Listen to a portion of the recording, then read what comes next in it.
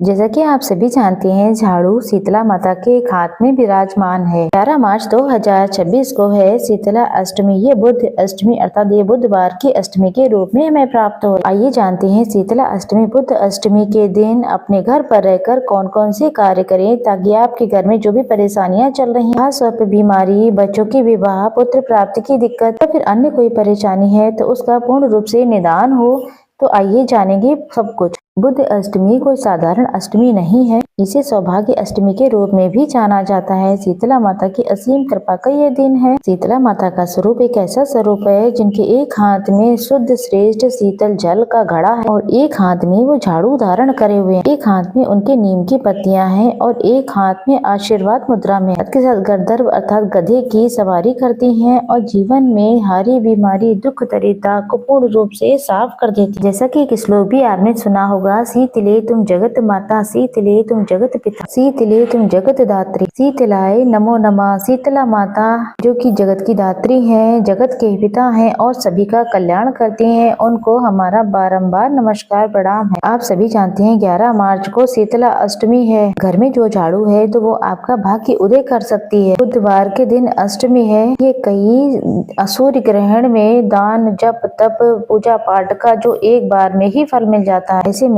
कई महिलाएं और पुरुष बुद्ध अष्टमी पर व्रत भी करते हैं कि बुद्ध देवता की हमारे जीवन में कृपा हो सके, गणेश जी महाराज की कृपा हो सके। और इस बार दुर्लभ सहयोग हो रहा है कि शीतला माता का सुंदर स्वरूप का पूजन का भी ये दिन है। इस दिन आपको झाड़ू का एक प्रयोग जरूर से कर लेना है। आप जानते होंगे घर में दरिद्रता सी रहती है, कमाते बहुत है लेकिन पैसा कहीं न कहीं खर्च हो जाता है। भले ही तबीयत नहीं रहती है, बीमारी में पैसा जाता है, वाहन दुर्घटना में है, घर में ऐसा लगता है कि दरिद्रता का बादशाह हो गया है। बाहर तो मन अच्छा रहता है लेकिन घर में आते ही चिड़चिड़ा लगता है, घर में आते ही गुस्सा आने लगता है। तो ऐसा आपको उपाय कर लेना है। तो एक झाड़ू आप अपने घर के सभी लोगों का स्पर्श करा करके आज के दिन शीतला अष्टमी के दिन बुधवार की अष्टमी के किसी भी देवी के मंदिर में या किसी महादेव जहाँ पर माता गौरा के साथ विराजमान हो वहाँ पर दान करके जरूर आ जाएं। देखिए मंदिर में झाड़ू का प्रयोग होगा, जो भी लोग मंदिर में इसे साफ सफाई में काम में लेंगे तो उसका दान पुण्य का जो खाता है रोग मंदिर में झाड़ू लगाने का फल आपको भी मिलेगा। तो मेरी माने तो शीतला अष्टमी के दिन 2 झाड़ू जरूर कर लाएं। एक झाड़ू आप अपने घर पर रखें, दूसरी झाड़ू में रोली चंदन मौली अक्षत आदि समर्पित करें। एक झाड़ू किसी देवी मैया के मंदिर में दान करके आए, दूसरी झाड़ू आप अपने घर में पूजन पाठन के बाद प्रयोग में लें। यह एक श्रेष्ठ कार्य है, इसका प्रैक्टिकल और वैज्ञानिक दृष्टिकोण से अलग ही महत्व होता है और शीतला अष्टमी के दिन इस कार्य को जरूर से करें।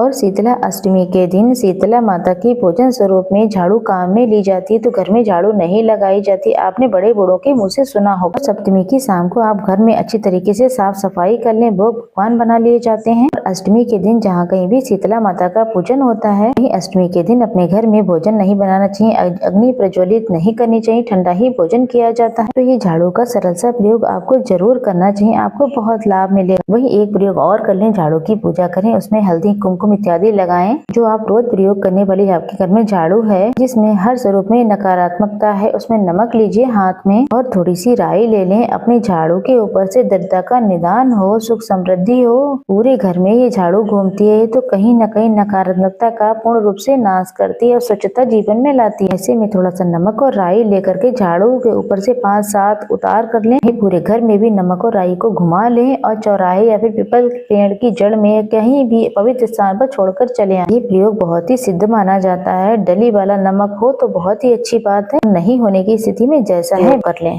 गुरुजी कहते हैं एक और है जो कि दूसरा उपाय है जो कि खास करके बुद्ध अष्टमी के दिन ही किया जाता है उतारा करने का। गुरुजी कहते हैं ये उपाय सिर्फ और सिर्फ बुद्ध अष्टमी के दिन ही किया जाता है। एक कटोरी भर के आपको हरा मूंग ले लेना है, 5 उसमें बेलपत्र रख लेनी है। आपको बेलपत्र आप कई बार प्रयोग में ले सकते हैं। शिवलिंग पे चढ़ी हुई बेलपत्र हो तो उसे भी आप ले सकते हैं। जो व्यक्ति बीमार है, शारीरिक आर्थिक मानसिक संकटों से गुजर रहा है तो 21 बार उसके ऊपर से उतारा कर लें। कटोरी में हरा मूंग रख लें और उसमें 5 बेलपत्र रख लें, थोड़ा सा गुड़ रख लें। उसके ऊपर से व्यक्ति के ऊपर से जो परेशान है उसके ऊपर से उतारा कर दें। इसे गणपति गजानन के मंदिर में ले जाकर के कटोरी सहित सारी चीजें छोड़कर चले आना है।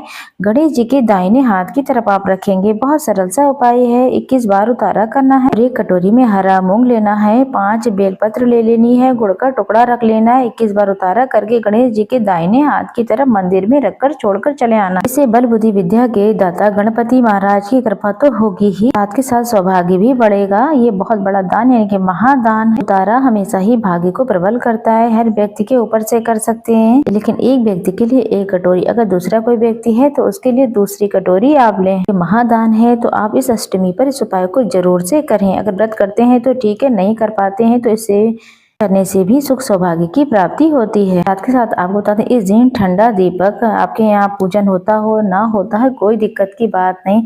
आप एक आटे का दीपक ले लें, चाहे मिट्टी का भी ले सकते हैं। आटे के दीपक में रुई की बाती रखें, चाहे आटे की ही एक बत्ती उसमें बनाकर रख लें। दीपक में रखकर उसमें घी या फिर तिल के तेल का प्रयोग करना है, सरसों के तेल का प्रयोग नहीं होगा। घी का प्रयोग अति उत्तम माना जाता है। तो ठंडा दीपक आपको ले जाकर के किसी भी शीतला माता के मंदिर में, अगर शीतला माता का मंदिर नहीं है तो आप अपने घर पर सील अर्थात पत्थर स्वरूप को, आज के दिन शीतला माता स्वरूप को पूजा जाता है, तो साफ सुथरा पत्थर धो लीजिए, उस पर चुन्नी का स्वरूप बना करके उसे अपने गमले में या फिर मंदिर में कहीं भी रखकर पूजा कर सकते हैं। शीतला माता का स्वरूप जानकर 7 हल्दी की टिक्की, 7 मेहंदी की टिक्की और 7 कुमकुम और माता का पूजन करें। अच्छी तरीके से ठंडी चीजों का भोग लगाएं, दही, चने की दाल, लापसी, पुआ, पकौड़ी जो भी आपने बनाए होंगे उनका भोग लगाएं। साथ के साथ वस्त्र रूपी कलावा, रोली, चंदन, मौली, अक्षत सारी चीजें समर्पित करके अर्थात बिना जला हुआ दीपक यानी कि ठंडा दीपक माता को जरूर से समर्पित कीजिएगा। साथ के साथ माता को चढ़ाया गया ठंडा जल, शीतल जल जल्दी उठकर पूजन किया जाता है। खाली ठंडे समय में ही 5 बजे 5:30 के बाद यानी कि सूर्य उदय से पहले ही माता को पूजन कर लें। एक जल के लोटे में मक्खन डाल करके उसमें थोड़ी सी हल्दी डालकर माता को समर्पित किया जाता है। जल का लोटा खाली लेकर नहीं आया जाता है, उसमें थोड़ा सा शीतला माता को जल चढ़ाने के बाद थोड़ा सा प्राप्त किया जाता है। उसे घर ला करके घर पर छिड़काव करके अपने बच्चों के नेत्रों से लगाकर, ऐसा करने से आपको अनंत गुना लाभ मिलेगा। तो ये कार्य आप जरूर से करें।